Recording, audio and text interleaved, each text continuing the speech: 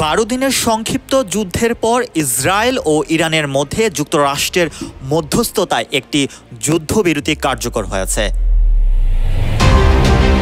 এটিকে টেকসই হিসেবে নয়, বরং কৌশলগত বিরতি হিসেবে দেখছে তেহরান। দীর্ঘদিনের স্ট্র্যাটেজিক প্যাশেন্স বা কৌশলগত ধৈর্যের নীতির অংশ হিসেবে ইরান এখন নিজেদের নতুন করে সাজাচ্ছে এবং দীর্ঘমেয়াদী সংঘাতের জন্য প্রস্তুতি নিচ্ছে।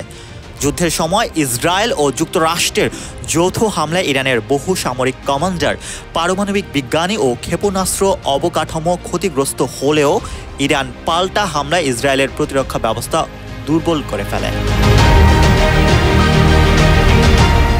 এখন ইরান নিজের সামরিক শক্তি নতুন করে গড়ে তোলায় মনোযোগ দিচ্ছে, বিশেষ করে স্বল্প ও মধ্যম পাল্লার ক্ষেপণাস্ত্র মজুদ বৃদ্ধি, ফাতাহ ও খাইবার শেকান হাইপারসোনিক ক্ষেপণাস্ত্রের মতো নতুন প্রযুক্তি যুক্ত করা এবং বিমান প্রতিরক্ষা ব্যবস্থাকে উন্নত করার উদ্যোগ নিচ্ছে।